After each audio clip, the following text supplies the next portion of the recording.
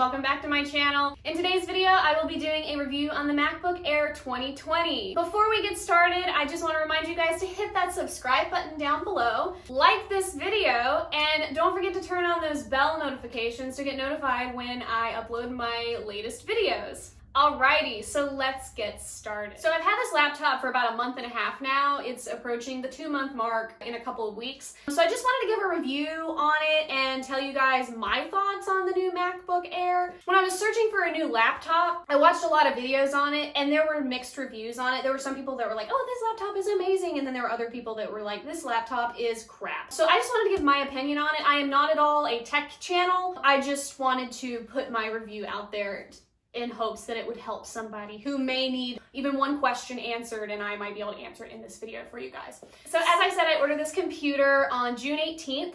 I ordered it off of Amazon. This is the MacBook that I ordered. I got it in the gold, although it kind of has a more rose gold appearance to it when you look at it in person. I'm not sure if it's coming up like that on the screen. It looks like it is showing more gold on the screen, but in person it has a more rose gold look. So I got this one in the 256 gigabyte because my previous MacBook that I had for school was 128 gigabytes, and I was like, that's plenty because I'll be using it just for school. As school went on, I started using it for the other one for video editing things and things of that nature, and soon realized that I needed more space than the 128 gigabytes. Had I known that beforehand, I probably would have upgraded to a 256 gig. So let me just talk about some of the things, some of the pros and cons of this MacBook. Okay, so the first thing I want to talk about with this MacBook Air, I'm pretty sure I'm in the minority on this because a lot of people were awaiting this upgrade from the previous MacBooks to this MacBook. And what I'm talking about here is the keyboard and the trackpad. All of the videos that I've watched regarding the new MacBook Air, everyone praised the upgrades to the keyboards and upgrade to the trackpad. Well, I personally do not like the new keyboard or trackpad. I can deal with the keyboard. As I've used it more, I do like it better than I first did. Like, my first impression of the new keyboard was, I hate this, I want the previous keyboard back. But I really like the trackpad on the previous MacBook because I was able to click easier than on this trackpad. This trackpad here, and maybe I just haven't, explored it enough. Maybe there's some hidden things lying underneath it that I don't know about that I haven't figured out. But every time I try to click on the trackpad, sometimes it doesn't click.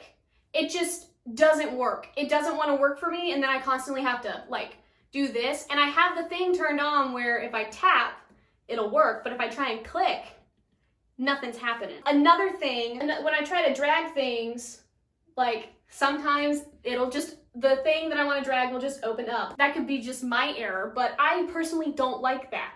On the previous MacBook, if I held down on the trackpad and had to drag something, it would drag. It wouldn't open it up as I'm doing it, and sometimes it just won't even drag at all. There we go again. I tried everywhere on the trackpad and it still just doesn't want to do it for me. So that's one issue that I just have with the new MacBook. And another thing I thought about this, maybe this specific MacBook that I got was faulty. Maybe the trackpad isn't like this on other, MacBooks of this model. Maybe mine is just a defect. I haven't gone into much research on it, but I am annoyed. The second thing I want to talk about, the night I got this MacBook, okay? The night I got this MacBook, I was, playing around with it. I was discovering new things. One of the things I discovered was that you can turn your iPad into a second screen monitor. And I have been wanting to do this for so long. I've even thought about purchasing a second screen monitor just so I could have 2 monitors. But the night that I got this MacBook, I was looking through the tips thing, and one of the things said you can turn your iPad into a second screen monitor. And when I tell you I read that, I was like, oh my gosh. And I immediately grabbed my iPad and I tried it out, and I was just in awe. I was like, oh my gosh, I can do this? What? It was mind-blowing. And I was like, okay, this is worth it. In regards to looks of the MacBook, I think it has a nice, sleek design. One thing I did notice is that Mac got rid of that little light in the Apple, and at first I was kind of sad about that, but I actually like that this is now just shiny. There's no light. It gives it a more professional look to it, and it's sleek. Okay, so 2 things I've noticed with this MacBook, and I knew this going into it. So, in all of the videos that I watched regarding this specific MacBook model, a lot of the people said if you're gonna be using it for video editing, they highly recommend upgrading to the MacBook Pro. But most of the people that I watched were recording in 4K and editing in 4K and using these video editing softwares that are much more advanced than the software that I use. I use iMovie to edit all of my videos, and I have not had a problem with iMovie. So when I watched these videos, I took into account that these people record in 4K and they're using Final Cut Pro. Most of them use Final Cut Pro. So I said to myself, well, I don't record in 4K, I record in 1080 most of the time, just to save on space on my phone, because I don't have a camera that, you know, I don't have a camera that's specifically for recording. I use my phone. And even some videos said if you're recording in 1080, you should be fine with video editing. So I took that into account and I purchased this MacBook. I wanted to test it out. I did my normal recordings, edited videos in iMovie. Everything's great. Everything works fabulously. The export time is wonderful. I haven't had any issues with recording in iMovie because I figured if iMovie is part of Apple, right? Hear me out. If iMovie is part of Apple, Apple should, in theory, you know, create a video editing software that will work on any MacBook that they have, no matter the size of the processors and the computer itself. So I bought the MacBook and iMovie has worked fine for me. Most of the time, I do a lot of trimming. Sometimes I'll add audio depending on the type of video I'm doing. I don't do any heavy editing at all by any means. So I'm okay. But I would recommend if you're gonna be video editing in 4K or using Final Cut Pro or anything more advanced than iMovie, upgrade to the Pro. And I say that because I just upgraded to an iPhone 11 and I have more space now on the phone, which is what I'm recording with right now. And I have it set to the highest 4K. It's the 4K 60. And the other day, I put a video into iMovie that I had recorded in 4K just to, you know, see what would happen.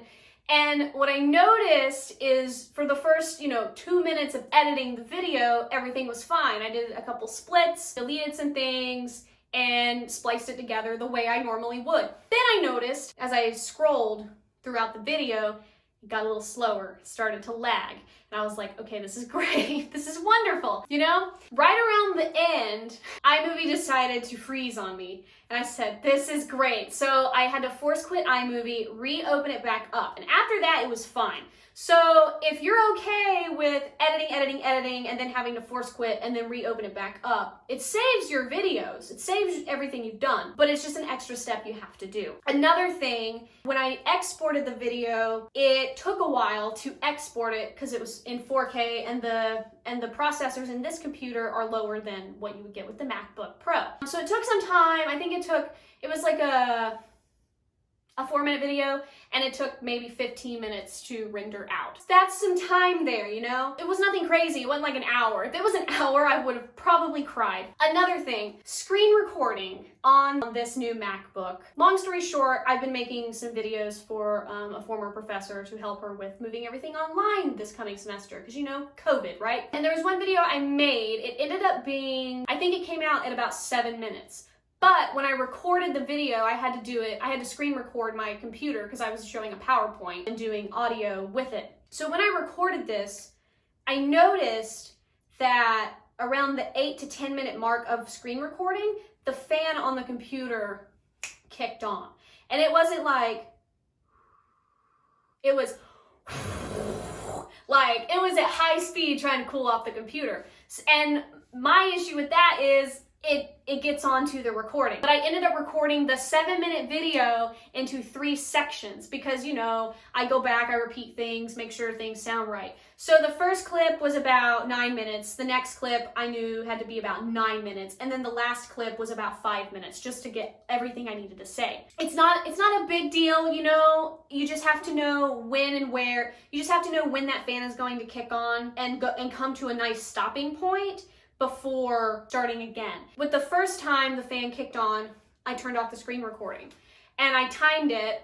It took about 2 minutes for the fan to shut off again so I could start back up on the next section that I needed to record. Now, video editing those 3 clips, As far as I remember, it was okay. I didn't have very many issues. I think iMovie froze on me one time, but that was near the end after I had split, spliced, cut, pasted, everything you can think of. But near the end, when I was like almost to the end, iMovie froze and I was like, please, Lord Jesus, do not let this thing lose on me. I didn't lose it, everything was fine. It just froze, had to force quit it, open it back up. Exporting it only took about 10 minutes to export, so that was great. That was amazing. So the thing with screen recording, you just have to know that you only have a certain amount of time before that fan is going to kick on.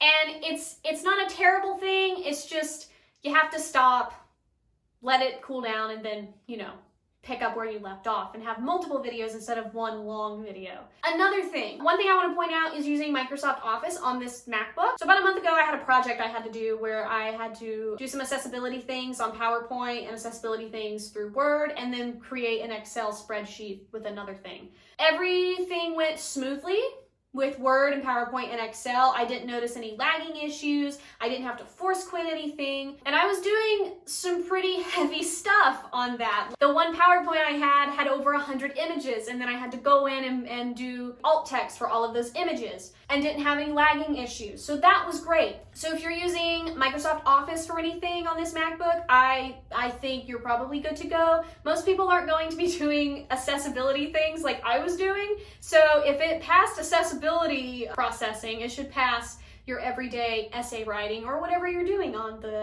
Microsoft. So who would I recommend this lovely MacBook Air 2020 to? If this is your first MacBook and you're not going to be using it for anything heavy, I recommend this MacBook. It'll get you familiar with how everything works. You'll be more familiar with Apple and everything. If you're on a budget, if you don't want to spend the $1,200+ on a newer MacBook Pro model or even an older model, they're still expensive. I recommend this MacBook. If you're doing minimal video editing that is not in 4K and you're not using a video editing software that is hard on the hard drive, I recommend this MacBook. It's great for anyone who streams on Netflix, Hulu, Amazon Prime, anything of that nature. It has a wonderful screen for watching movies or TV shows. I have watched Outlander a couple times on here. If there's any Outlander fans out there, please comment down below because that show is awesome. So that's who I recommend this MacBook to.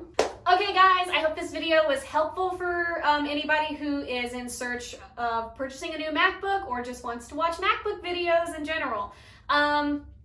I will have a link in the description box down below for this MacBook that I purchased off of Amazon, as well as some other MacBook models for you guys. I will also have some links in the description box down below for some Apple products that I recommend for an iPhone or an iPad or MacBook in general. If you've stuck around this long and you are at the end of this video, I would like to thank you for sticking around and listening to me talk about my MacBook Air 2020. Don't forget to hit the subscribe button down below and stay tuned for some new videos coming up in the near future regarding the new iPad Pro 2020. Thank you guys once again for watching, and I'll see you guys in my next video.